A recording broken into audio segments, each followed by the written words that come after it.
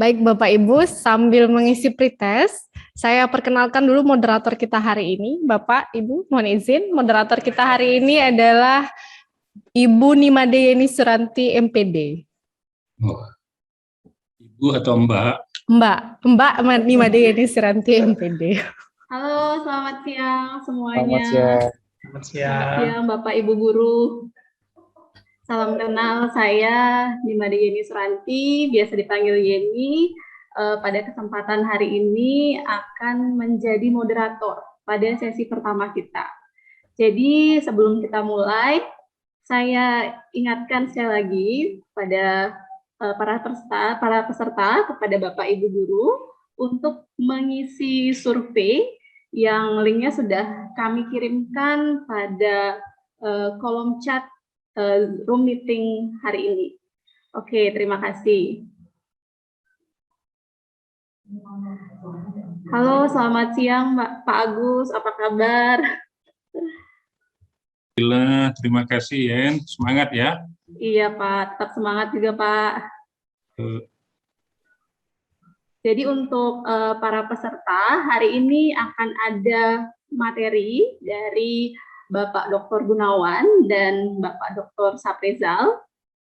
Jadi untuk hari ini akan langsung dimulai oleh Bapak Dr. Gunawan.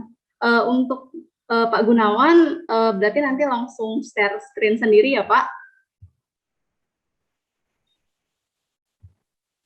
Iya, Bapak share dari sini. Oke, jadi untuk materi hari ini yang pertama akan disampaikan oleh Bapak Dr. Gunawan. Jadi untuk Pak Gunawan, saya berikan waktu nanti 30 menit untuk menyampaikan materinya. Kemudian akan ada sesi diskusi dengan para peserta. Jadi peserta yang ingin bertanya terkait materi atau yang akan ditanyakan terkait publikasi itu bisa langsung bertanya pada sesi hari ini. Jadi boleh bertanya pada kolom chat atau bertanya langsung atau di raise hand. Jadi kita manfaatkan fitur raise hand yang ada di Zoom. Jadi nanti langsung saya tunjuk siapa yang angkat tangan pertama. Oke, mungkin langsung saja kita mulai ya Pak untuk materi pertama yang akan disampaikan oleh Bapak Dr. Gunawan. Oke, langsung saja saya berikan waktunya kepada Pak Gunawan untuk menyampaikan materi pelatihan hari ini. Silahkan Pak. Oke, terima kasih Yeni. Bismillahirrahmanirrahim. Assalamualaikum warahmatullahi wabarakatuh. Selamat siang, salam sejahtera untuk kita semua. Alhamdulillahirrabbilalamin. Assalatu wassalamu ala asrafil anbiya wal mursalin wa ala alihi wa sahbihi ajma'in, amma ba'du. Bapak Ibu peserta, sebelum saya membagi materi, menyajikan materi untuk bahan diskusi kita di sesi pertama, saya ingin sampaikan beberapa hal teknis terkait acara kita hari ini dan seterusnya. Sesi yang kita siapkan itu sebanyak 12 sesi. Kemudian kami sudah menghitung ada 7 sesi yang kita akan Zoom seperti ini. Kemudian beberapa sesi lainnya, sekitar 5 sesi. Nanti Bapak Ibu akan mengikuti tutorial yang sudah kami siapkan. Jadi apa yang sudah kami siapkan, ada videonya, nanti Bapak Ibu tinggal mengikuti. Bekerjanya mengikuti itu karena ada tahap kita submit naskah, tahap kita register ke jurnal tujuan, dan seterusnya. Itu tidak perlu sesi didampingi seperti ini, nanti Bapak Ibu tinggal ikuti saja. Kemudian tidak ada kewajiban pada seluruh peserta untuk selalu bergabung di Zoom meeting seperti ini. Tidak ada kewajiban untuk semuanya. Jadi kalau misalnya mungkin terjadi ada dari Bapak Ibu tidak bisa mengikuti sesi Zoom hari itu, maka nanti bisa mengikuti materi-materinya di channel YouTube yang sudah juga kami siapkan, sehingga nanti Bapak Ibu bisa mengikuti seluruh pembelajaran dan tugas-tugasnya di dalam deskripsi di channel itu. Kemudian, seperti tadi kami sampaikan, ada kewajiban kami untuk memastikan bahwa pesertanya, kalaupun tidak semua mungkin ya, kami butuh minimal nanti 30 orang, minimal 30 orang yang akan kami dampingi secara intens, sehingga jurnalnya, naskahnya Bapak Ibu Guru tersebut akan terbit pada jurnal-jurnal yang juga sudah kami siapkan. Kalau misalnya seluruh peserta naskahnya bagus, kemudian seluruh tahapan yang sudah kami siapkan ini diikuti dengan baik, kami yakin nanti akan lebih dari itu yang akan bisa terbit. Bagaimana kalau semuanya 200 misalnya, kami tidak masalah dengan itu, di 100, 150, atau 200 naskah, karena jurnal-jurnal yang ada di tempat kami juga cukup banyak, di fakultas, di pasca sarjana, di FKIP. Di FKIP ada hampir 34 jurnal. Kemudian di pasca sarjana Universitas Mataram juga ada beberapa jurnal. Kemudian di Publication Center di kami juga ada 7 atau 8 jurnal. Dan semuanya tentu dengan skup yang berbeda-beda. Tadi ada beberapa info juga disampaikan oleh Pak Ketua Program Studi, karena beliau juga penilai usulan Bapak Ibu Guru yang mengusulkan kenaikan pangkat. Nanti beliau juga akan ada sesi mengisi materi itu.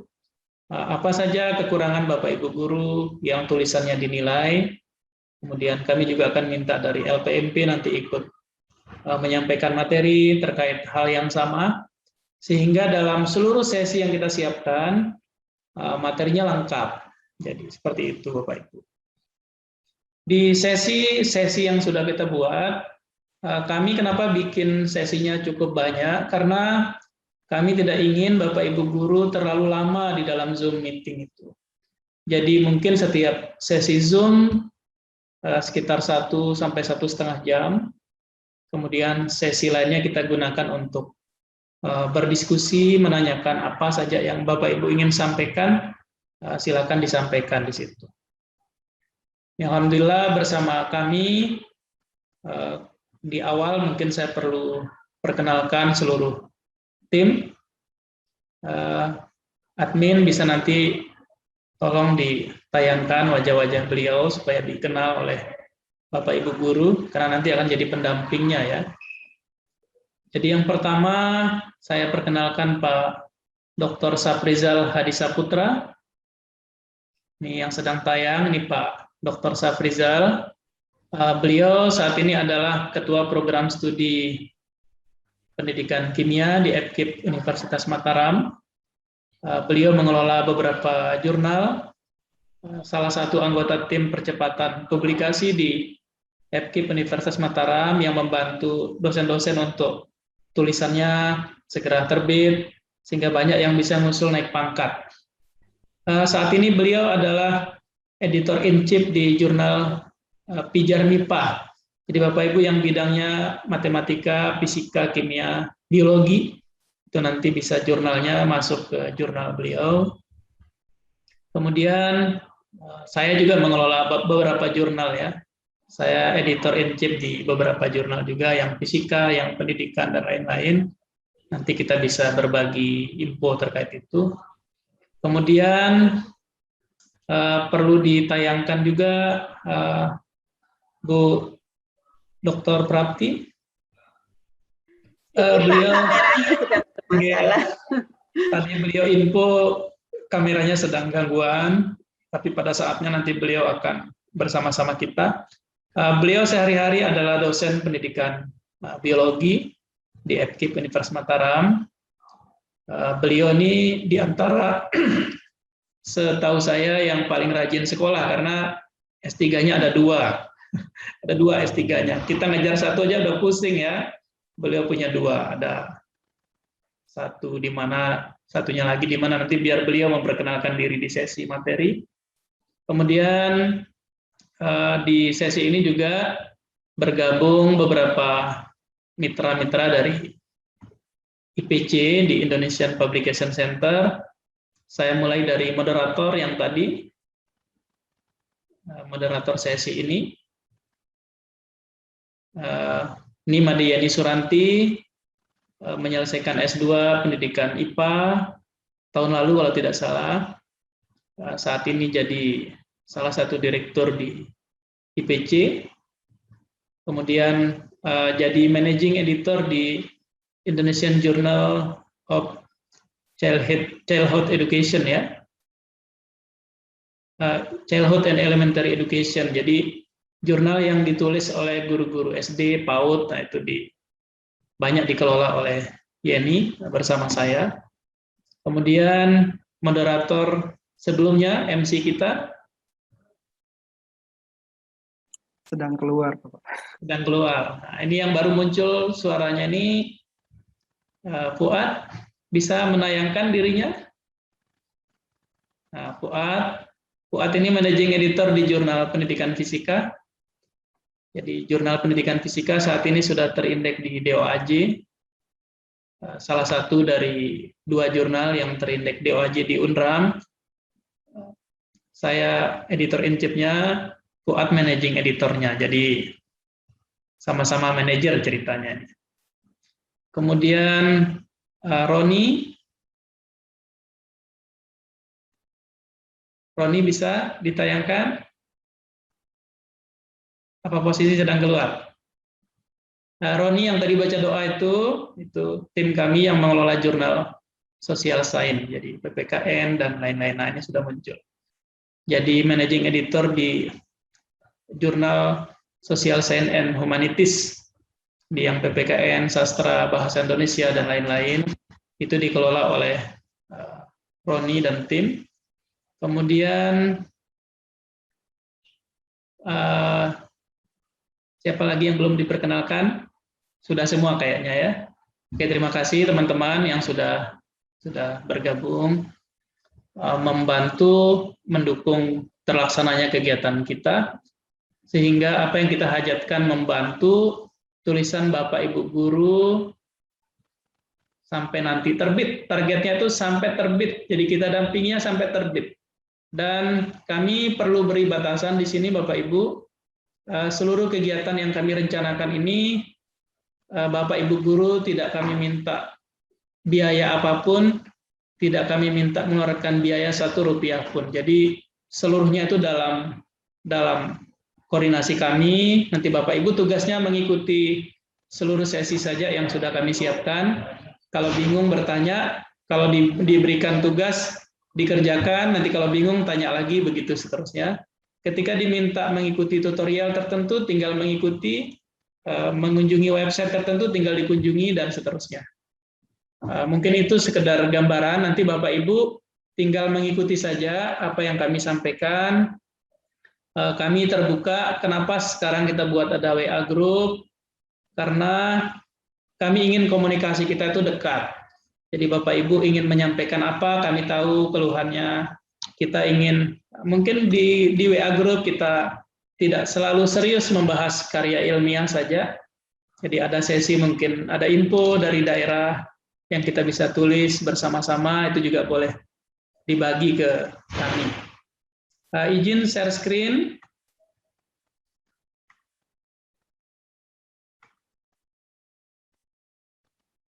Sudah muncul ya? Ya, sudah Bapak, tinggal di slideshow. Jadi kegiatan kita ini akan kita mulai sesi hari ini. Sesinya kita buat potongannya kecil-kecil. Hari ini Bapak Ibu akan belajar bersama kami tahap-tahap awal sampai dengan nanti kita menulis judul dan abstrak. Jadi targetnya hari ini hanya sampai judul dan abstrak. Jadi nanti kalau misalnya diikuti tahap kedua, nanti ada tahap berikutnya, nanti kita sepakati waktunya kapan.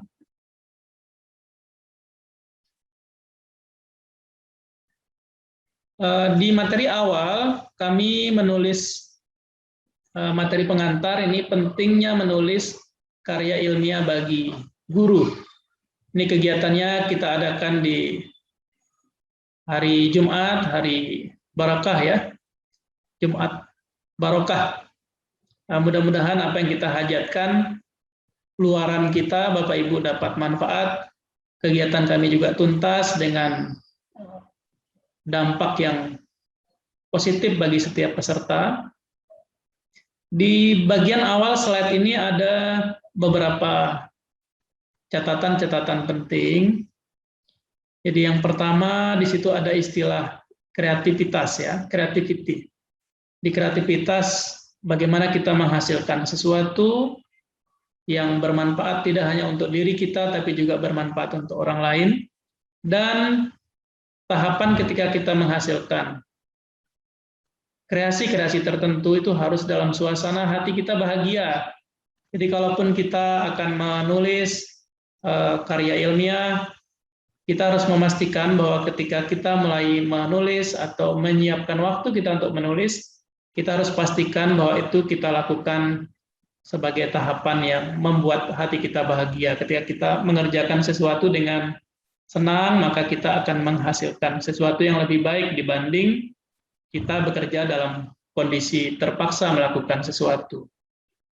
Kemudian ketika nanti Bapak Ibu menulis, kita tidak boleh sendiri, kita akan butuh orang lain, kita bisa melibatkan mitra-mitra kita untuk ikut mungkin mengoreksi, membaca tulisan kita, belajar bersama yang lain, baik Bapak Ibu guru yang sekolahnya sama maupun dari sekolah yang berbeda. Seperti yang tadi disampaikan, saya pribadi dan seluruh tim kami percaya Bapak Ibu seluruhnya punya potensi untuk bisa menghasilkan tulisan. Bapak Ibu sudah punya kemampuan untuk menulis. Hanya sekarang tinggal kita samakan persepsi saja apa yang perlu dilakukan sehingga apa yang kita hajatkan, yang kita niatkan bisa tercapai nantinya. Karena menulis ini kemampuan dasar yang dimiliki oleh setiap orang, dari SD, dari TK malah kita sudah diajar menulis, di SD dan seterusnya, sehingga kami percaya kita semua bisa menulis. Paling tidak, sementara ini kan setiap hari menulis status di Facebook atau di sosial media yang lain, update status, membalas pesan, dan seterusnya. Nah, kesibukan itu mungkin kita alihkan lebih akademis, agar apa yang kita tulis itu memang juga ada manfaatnya untuk kita. Menulis itu juga tidak terlalu sulit, cukup mudah.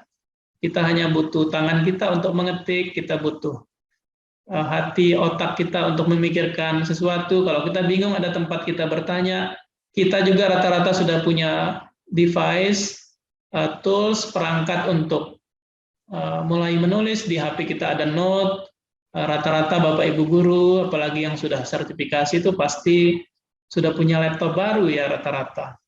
Sehingga pasti kami yakin perangkat-perangkat pendukung ini sudah dimiliki. Nah, yang jadi masalah biasanya Bapak Ibu guru, termasuk dari tulisan yang tadi disampaikan ketika dinilai untuk angka kredit ya, ada yang sudah terbit tulisan temannya tapi dia belum mulai menghasilkan apa-apa karena ada kebingungan kita memulainya dari mana, kemudian apa yang akan ditulis, itu bingung juga kita. Itu pentingnya kenapa kegiatan seperti ini dibuat. Ada juga dari kita sulit memulai mungkin karena kesibukan masing-masing, jam mengajarnya cukup banyak, ada juga yang tidak confident, tidak percaya diri,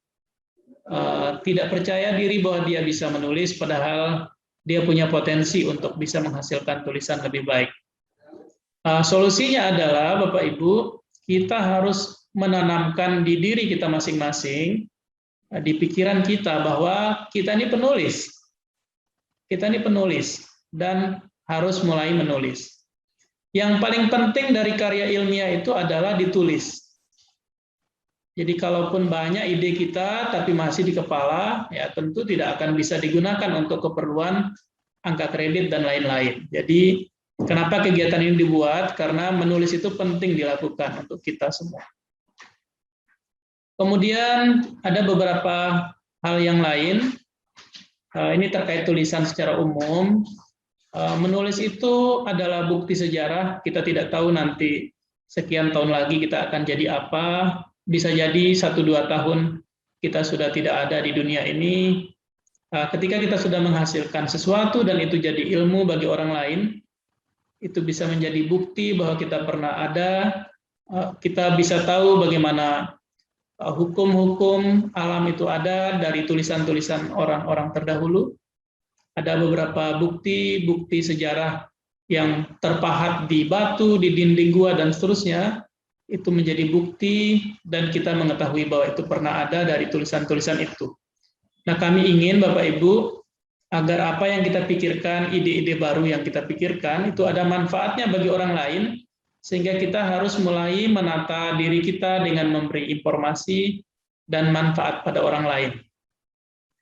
Tulisan juga kita bisa buat sebagai sarana komunikasi terpercaya.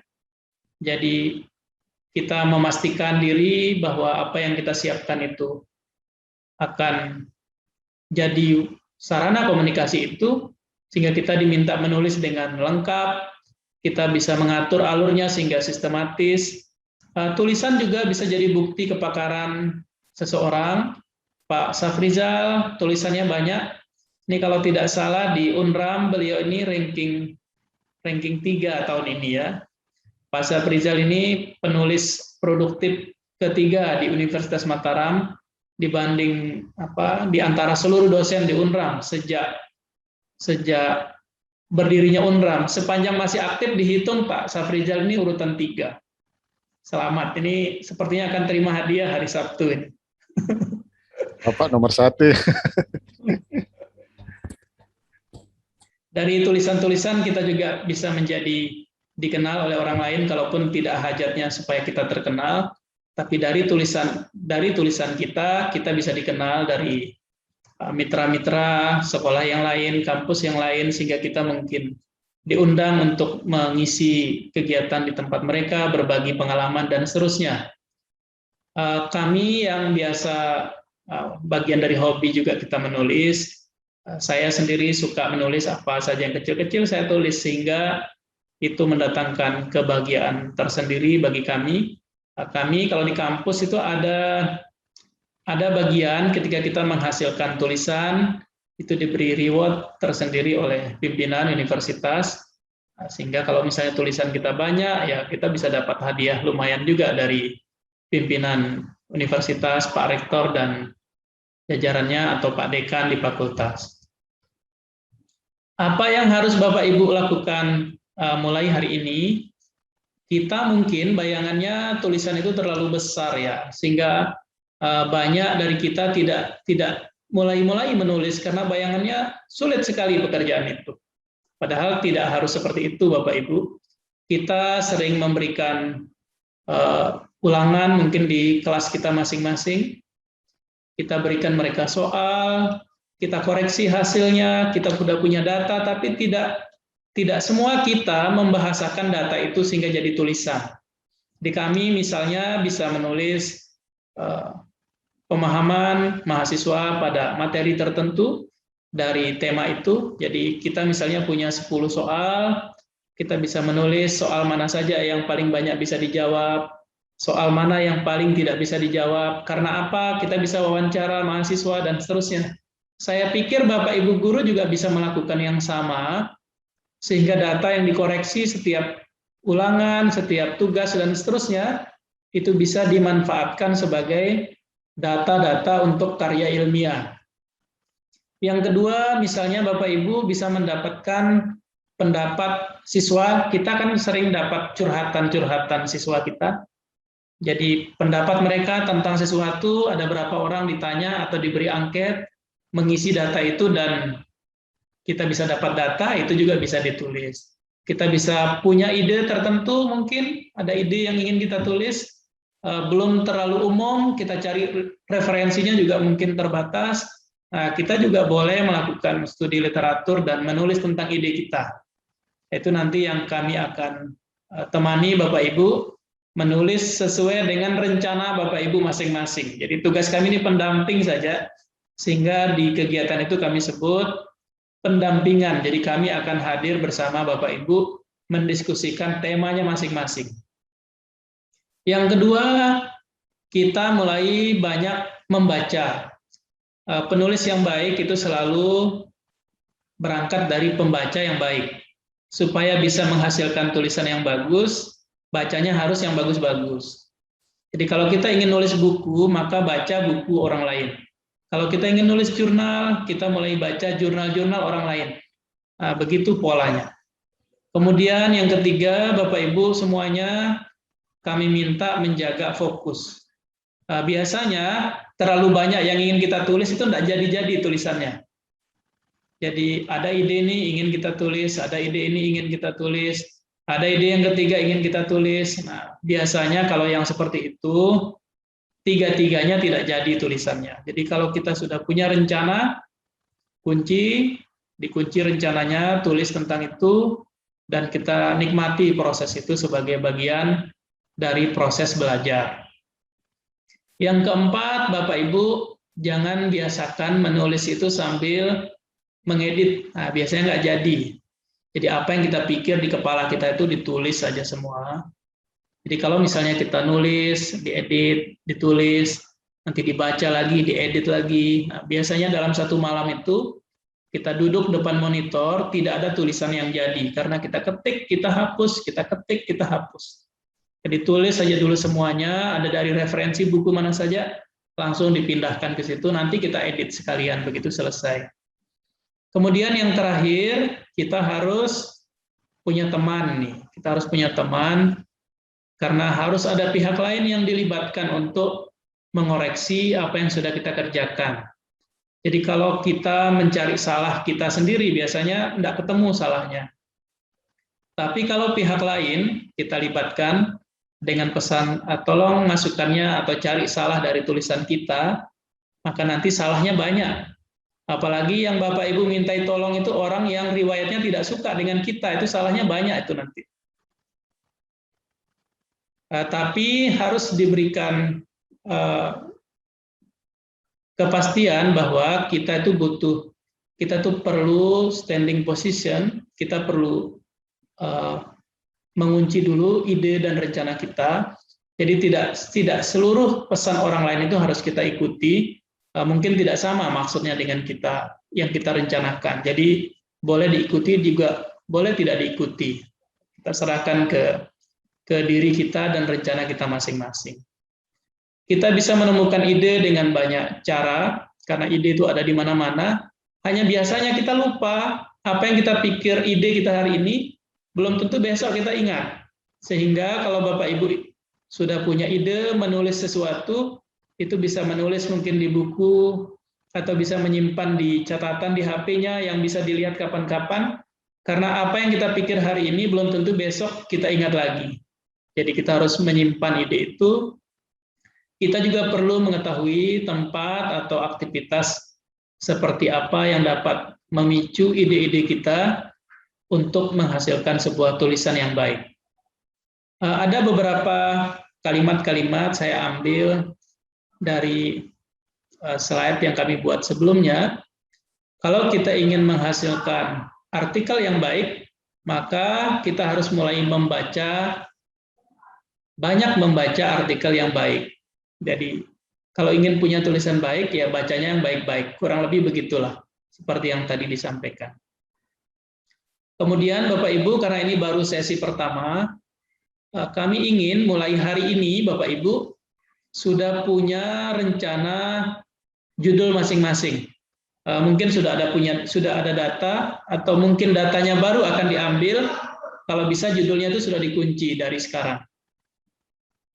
Nanti ini kita diskusikan di sesi berikutnya.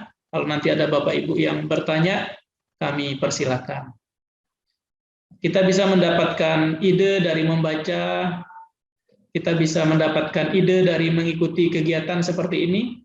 Mungkin ada pernyataan pemerintah daerah, di kabupaten kota, atau di provinsi, atau di dinas, atau di kementerian. Bisa juga kita dapat ide dari browsing di internet. Sangat-sangat banyak ilmu kita bisa dapat saat ini. Bisa juga ada beberapa pengalaman pribadi mungkin yang ingin kita tulis, atau dari observasi apa yang kita lihat juga bisa kita tulis, dan itu adalah pilihan-pilihan sumber-sumber ide cerdas dan kreatif. Terima kasih Bapak Ibu, itu saja yang ingin kami sampaikan bagian saya di sesi awal. Berikutnya kami persilakan untuk bertanya kalau ada yang ingin ditanyakan, kalau tidak ada juga tidak apa-apa. Lebih bagus juga kalau nggak ada yang nanya ya. Oke, terima kasih. Ya, terima kasih Bapak atas penyampaian materinya yang luar biasa sekali tentang tips and trick bagaimana menjadi penulis ya, bagaimana kita harus memulai menulis. Jadi untuk peserta semuanya, mulai sekarang mari kita tanamkan dan sugesti diri kita bahwa kita ini selain sebagai guru juga sebagai penulis ya. Jadi supaya kita mulai menulis ya, dari harus dimulai, kemudian banyak-banyak membaca, fokus, kemudian tuntaskan, dan selanjutnya dikoreksi. Oke, jadi untuk Bapak Ibu guru, jika ada pertanyaan untuk Pak Gunawan, silahkan. Jadi Bapak Ibu guru bisa langsung bertanya, bisa dimanfaatkan fitur raise hand-nya, atau di kolom komentar bisa langsung bertanya. Oke, silahkan bagi Bapak Ibu guru yang ingin bertanya terkait publikasi atau terkait keluh kesahnya, mungkin bagaimana bisa memperoleh ide atau topik-topik yang bagus, atau menanyakan topik-topik yang sekarang lagi ngetren itu bagaimana. Nah, kira-kira seperti itu mungkin pertanyaannya untuk Bapak Ibu guru. Jika ada yang bertanya, saya persilahkan.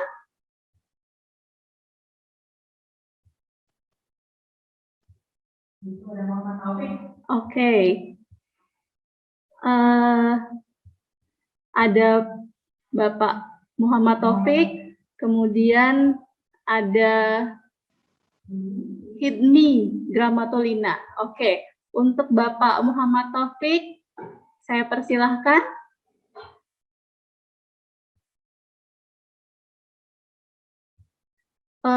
Bapak Muhammad Taufik mungkin bisa di-unmute dulu, Pak, mikrofonnya.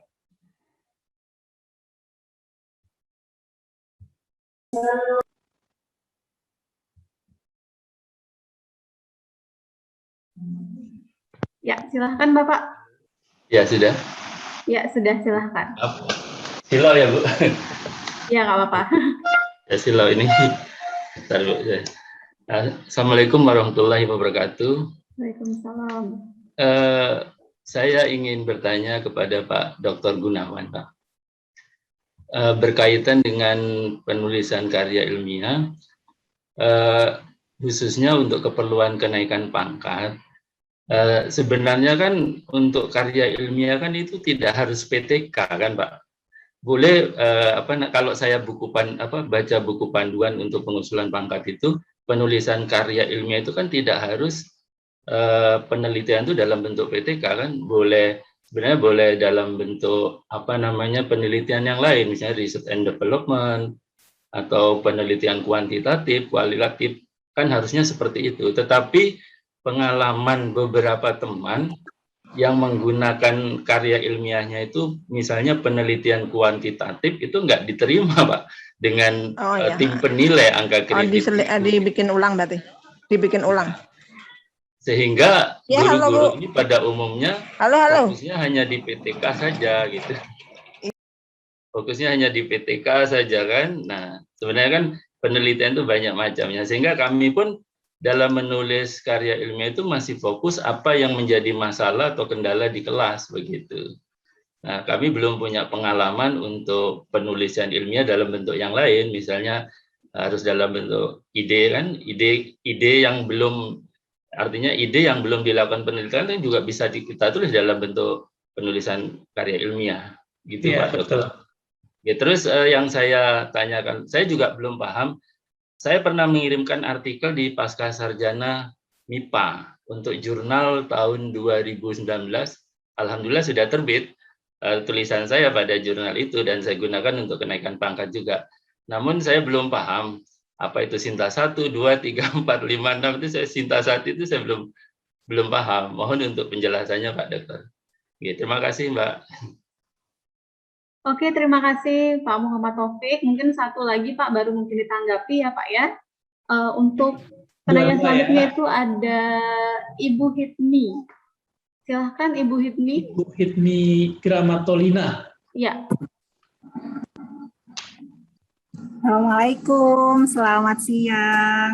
Selamat siang. Apa kabar Pak Dokter? Alhamdulillah.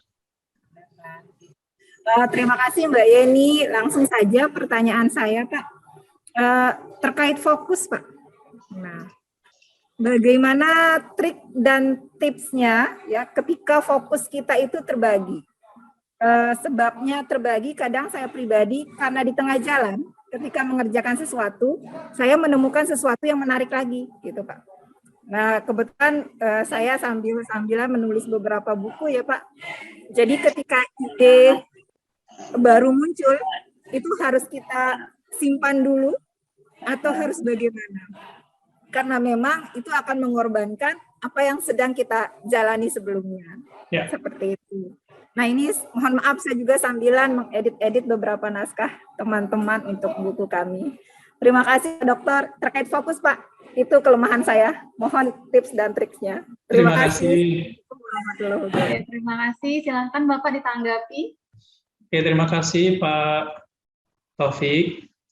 Jadi memang kenapa Bapak Ibu guru diarahkan untuk PTK sebenarnya ya beberapa tahun terakhir itu karena dibanding beberapa metode-metode yang lain, PTK itu analisis datanya itu bisa lebih sederhana sehingga mungkin bisa lebih mudah dikerjakan oleh Bapak Ibu guru. Kemudian tidak butuh analisis statistik mungkin yang terlalu repot, dan ketika kita melakukan action research, nanti kami juga informasikan Pak Taufik dan Bapak Ibu guru, ada salah satu sesi dari sesi kita yang panjang ini khusus temanya PTK saja. Jadi sebagai salah satu tema nanti bisa diikuti. Ketika kita bicara karya ilmiah, PTK itu hanya salah satu saja. Jadi action research itu ada 3, ada yang classroom action research yang penelitian tindakan kelas, ada namanya school action research, kita bersama guru-guru di sekolah yang sama, kita penelitian tindakan di sekolah kita tentang ide tertentu. Ada juga namanya district action research. District action research pada wilayah tertentu, mungkin di satu kecamatan yang sama, itu juga masuk action research. Nah, yang jadi masalah sebenarnya tidak masalah di regulasi, karena regulasi mengizinkan kita semua menghasilkan karya ilmiah sesuai dengan tren dan kecenderungan kita masing-masing. Jadi jangankan hanya Bapak Ibu guru misalnya yang keperluannya untuk ke pangkat tertentu, ke tingkat yang lebih tinggi, kami misalnya di kampus ingin mengusulkan ke guru besar misalnya, ke profesor, maka pilihan karya ilmiah itu tidak dibatasi pada satu itu. Dan saya pikir regulasinya juga mirip. Hanya yang jadi kendala kan interpretasi penilai-penilai di daerah masing-masing itu beda-beda kadang. Nah, ini kenapa kami minta ada sesi nanti dari pihak LPMP dan Dinas Provinsi juga ikut menyampaikan hal yang sama, sehingga apa yang kita sampaikan ini jadi rekomendasi bisa didengar oleh seluruh penilai di setiap dinas, sehingga tidak ada Bapak Ibu guru yang dirugikan karena penafsiran yang berbeda-beda oleh penilai itu. Jadi Pak Taufik sebenarnya bisa menghasilkan karya ilmiah dari riset yang dilakukan research and development misalnya, bisa juga karya ilmiah dari ide yang tergambar atau terpikir di kepala kita, kemudian dengan dukungan literatur-literatur yang ada, itu bisa juga ditulis sebagai karya ilmiah dan itu bisa dinilai. Tidak ada nilai khusus. Versinya begini Pak Taufik. Ketika karya ilmiah itu bentuknya laporan, ketika bentuknya hanya laporan, sama juga dengan kami, ketika dia hanya jadi laporan penelitian atau laporan hasil PTK misalnya, itu nilainya sama-sama 3 kalau tidak salah. Nah, kalau misalnya dia sudah jadi karya ilmiah dari PTK atau dari yang lain-lain, itu nilainya berbeda. Jadi kalau di rubrik penilaian yang terbaru di kami, itu nilai Sinta itu berbeda dia. Jadi kalau kita menulis di jurnal tertentu, Sinta itu pengindeks, jadi klasterisasi jurnal, ada Sinta 1, Sinta 2, itu yang kalau kita punya tulisan terbit di jurnal kategori Sinta 1 dan 2, nilainya itu 25 angka kreditnya. Jadi kalau kita menulis itu di jurnal Sinta 3 dan 4, nilainya 20 angka kreditnya. Kemudian kalau kita menulis di jurnal Sinta 5 dan 6, itu nilainya 15. Nah, kalau di jurnal selain itu nilainya 10. Nah, itu dibuat untuk kemudahan klasterisasi penilaian angka kredit sebenarnya. Jadi kita bisa tahu jurnal itu Sinta berapa, itu dari ada website khusus untuk Sinta Kemendikbudristek.go.id. Itu nanti bisa kita telusuri pilihan-pilihan jurnal, dan tidak masalah Pak Taufik, apa yang dipikirkan sekarang ditulis sebanyak mungkin. Jadi saya melakukan yang sama. Jadi Bapak Ibu, kalau dicek di ranking Sinta Universitas Mataram, tulisan saya paling banyak di Unram ini. Jadi skornya paling banyak, masih nomor 1. Tadi Pak Safrizal itu nomor 3. Sehingga kemarin ketika kami mengusulkan pangkat, mohon doa Bapak Ibu semua, dokumen usulan kami saat ini sedang dinilai di Jakarta untuk ke guru besar 4D golongannya. Jadi mohon doa semua Bapak Ibu, kita saling doakan ya, kita nggak tahu doa siapa yang diterima ini. Kemudian terkait tadi pertanyaan dari Lina ya, ini dulu mahasiswa kami dan kami bahasa adik karena keluarga nih dari Gerung ini. Jadi ada yang pertama saya bahas, ada perbedaan antara laki-laki dan perempuan. Jadi kalau laki-laki, bapak-bapak, saya termasuk, umumnya tidak bisa mengerjakan 2 hal sekaligus pada saat yang sama. Di pikiran kita nggak bisa. Sehingga betul-betul harus dijaga fokusnya. Kalau ibu-ibu bisa, dia punya kemampuan untuk itu. Sehingga ada sambil masak, ada sambil nyuci, ada anaknya di mana, itu bisa dipikirkan sekaligus oleh ibu-ibu. Bapak-bapak nggak bisa. Kemudian terkait dengan itu, di beberapa riset kami juga, kami temukan bahwa ibu-ibu khususnya, bapak ibu, ibu-ibu guru, itu punya kemampuan penalaran logis yang lebih bagus. Logikanya ibu-ibu guru itu lebih bagus dibanding bapak-bapak. Berdasarkan data riset kami ya, sehingga beliau, ibu-ibu guru ini bisa membuat keputusan lebih cepat dibanding laki-laki pada umumnya, kalau kemampuan akademiknya mirip-mirip. Tapi di data riset yang sama, kami juga temukan ada kemampuan penalaran yang lain yang ibu-ibu itu tidak terlalu bagus. Kemampuan penalaran spasial namanya. Jadi kalau bapak-bapak, ibu-ibu sama-sama kemampuannya bagus, kita ajak ke satu kota yang baru, diajak keliling-keliling kota yang baru. Jadi ibu-ibu itu cenderung bingung milih jalan pulangnya karena dia agak bingung dengan spasial. Sehingga kita kan sering melihat ada orang ngeletingnya ke kiri tapi beloknya ke kanan. Nah, ibu-ibu itu yang banyak itu. Jadi karena bayangannya pada spasial memang tidak sebagus bapak-bapak. Kami dapat info itu. Nah, supaya bisa fokus, memang yang kita pikirkan banyak pastinya, ide kita setiap hari bertambah, kita lihat baca yang baru, ada yang baru, sehingga saya pribadi ketika ada ide-ide tertentu, itu kita kunci idenya, kita tuntaskan sampai selesai, ide yang baru kita pikir, kita bisa simpan untuk next project. Gitu.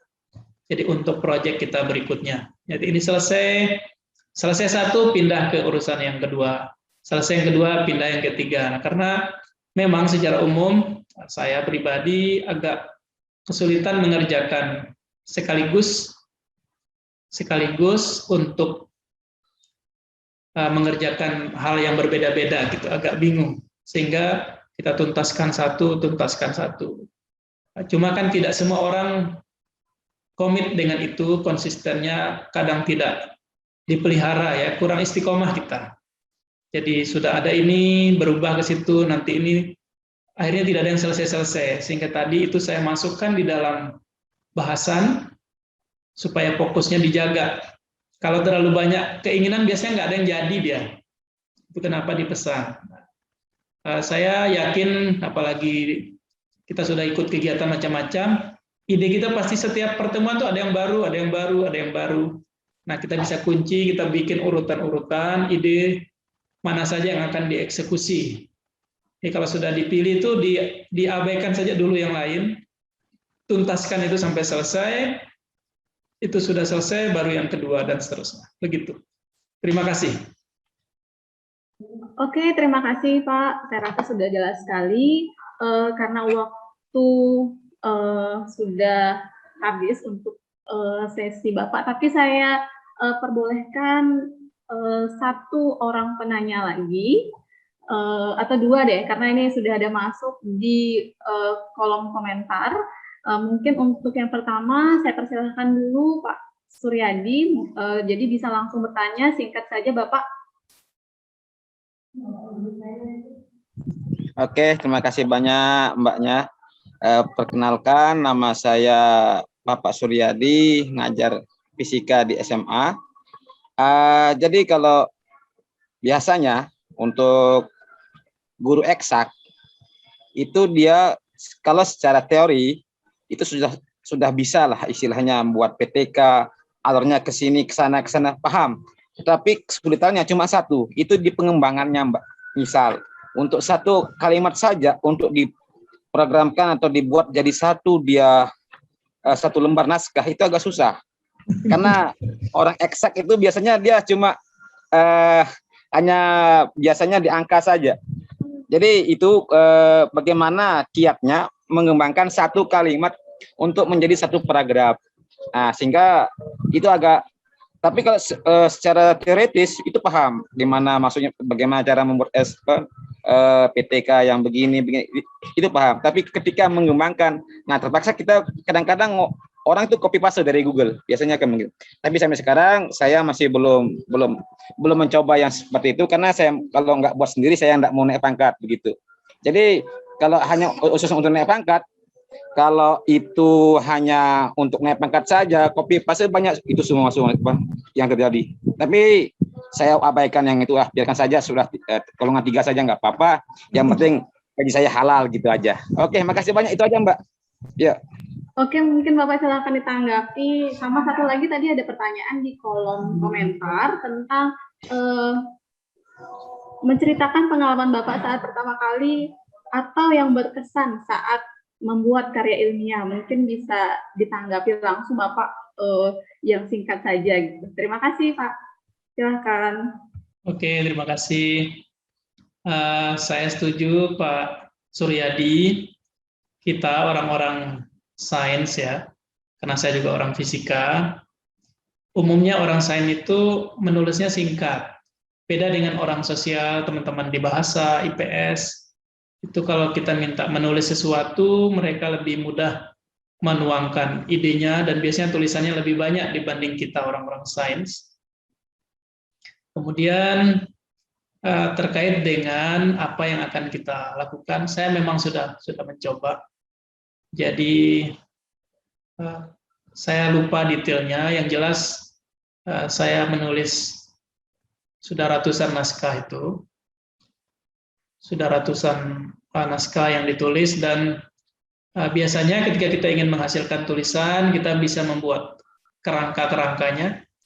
Jadi saya paragraf pertama ingin nulis ini, poin pentingnya tentang ini, apa yang saya pikir saya tulis dulu. Apa yang saya pikir, kalimatnya nyambung apa tidak nyambung, saya tidak pikirkan, saya tulis saja.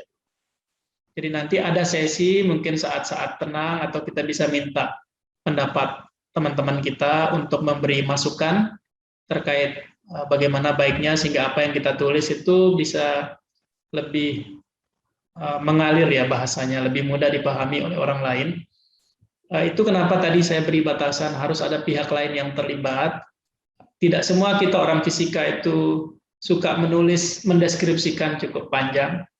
Jadi kita yang penting ide-ide pokoknya sudah dapat dengan bahasa kita. Saya pikir kita mengikuti EYD saja, ejaan yang disempurnakan, pilihan kalimat yang bagus, tidak mesti panjang-panjang.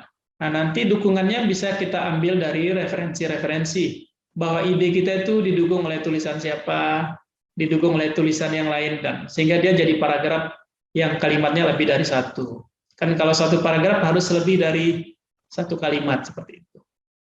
Nah, di bagian tulisan itu memang kalau dikategorikan dia ada 3. Satu paragraf itu bisa pendapat kita semua, satu paragraf itu bisa isinya dari referensi semua, satu paragraf itu bisa pendapat kita dan ada dari buku sebagian. Nah, kita bisa memilih kita mau ambil yang mana dan bisa dipadukan kedua-duanya. Kemudian terkait dengan pengalaman, banyak sekali ya, banyak sekali yang akan diceritakan. Nanti mungkin kami buat khusus saja terkait ini. Ada beberapa sudah kami videokan sebenarnya. Nanti bisa dicek di video di channel Indonesian Publication Center. Jadi kalau teman-teman masuk ke YouTube, cari di situ Indonesian Publication Center, ada banyak video terkait tulis-menulis di sana yang sudah kami rekam sebelumnya. Jadi Bapak Ibu bisa menonton sambil nimang cucu atau sambil baring-baring gitu. Demikian mungkin ya. Ini ada Bu Hajah, mungkin Siti Farida satu lagi ya. Oh, oke, boleh deh Pak, satu lagi. Silakan Bu Hajah. Ibu Hajah Siti Farida, mungkin langsung diajukan pertanyaannya secara singkat. Silakan. Masih di unmute Bu, mikrofonnya masih di mute, jadi di unmute dulu. Oke. Terima kasih. Assalamualaikum warahmatullahi wabarakatuh. Saya Bu Ida dari MAN 1 Mataram, guru biologi Pak. Jadi saya sebenarnya udah punya ide untuk menulis karena kebetulan di halaman rumah saya itu ada tumbuhan miana. Jadi kelihatannya tumbuhan miana ini warnanya bermacam-macam dari varietas yang sama, tapi warnanya bisa berubah-ubah. Dan menurut dugaan saya itu karena pengaruh cahaya. Nah, yang ingin saya tanyakan ini kira-kira kalau modelnya kayak gitu, idenya kayak gitu, judulnya kayak gimana, kemudian apakah penelitian itu untuk kita tahu penelitian itu pernah dilakukan oleh orang lain itu gimana caranya? Demikian itu aja. Terima kasih. Assalamualaikum warahmatullahi wabarakatuh. Silakan Bapak, mungkin bisa Terima kasih Bu Ida. Saya izin menanggapi sebelum kita break sholat. Jadi yang pertama, memang ide-ide yang bagus, kadang ide-ide inovatif, atau ada yang kita rencanakan itu ada di sekitar kita, dan kadang kita sadar, kadang juga tidak sadar bahwa itu ada yang baru di situ. Kita harus memastikan bahwa yang kita rencanakan itu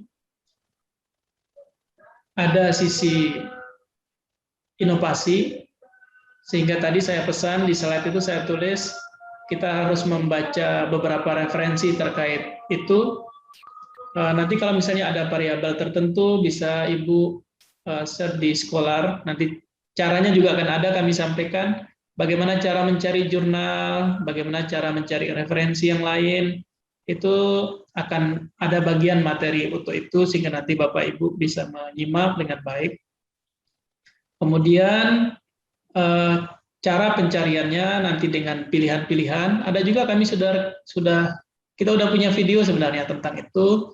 Nanti Ibu bisa mengecek di beberapa video yang sudah kami buat. Nanti coba linknya kami kirim ke grup supaya jadi bahan belajar mungkin sambil menunggu sesi yang kedua ya. Terkait dengan apa yang sudah Ibu tulis itu di orang lain sudah tulis apa belum? Itu juga sudah banyak juga pilihannya. Intinya kita harus banyak membaca sebelum kita memutuskan bahwa yang kita tulis itu sedikit berbeda, tidak mesti harus berbeda sama sekali, tapi ada nilai barunya kalaupun kecil gitu. Jadi ada ide Ibu terkait dengan tema itu mungkin yang ingin ditulis, bisa karakteristik tanaman dengan nanti Bu Prapti yang lebih paham, karena Ibu sama-sama biologi nanti lebih mudah komunikasinya dengan beliau. Nanti kita akan kelompokkan juga sesuai bidang di dalam pendampingan. Diskusi yang teknis kecil-kecil nanti bisa bersama tim di bidang kita masing-masing. Begitu Bu Ida. Terima kasih. Terima kasih. Oke, terima kasih Bapak dan Ibu Ida. Saya rasa cukup untuk sesi diskusi untuk pemateri yang pertama. Bagi peserta yang ingin bertanya, saya persilahkan mungkin bisa langsung kirimkan pertanyaannya di WA Group. Mungkin nanti akan bisa ada sesi di YouTube yang membahas tentang jawaban dari pertanyaan-pertanyaan Bapak Ibu semuanya.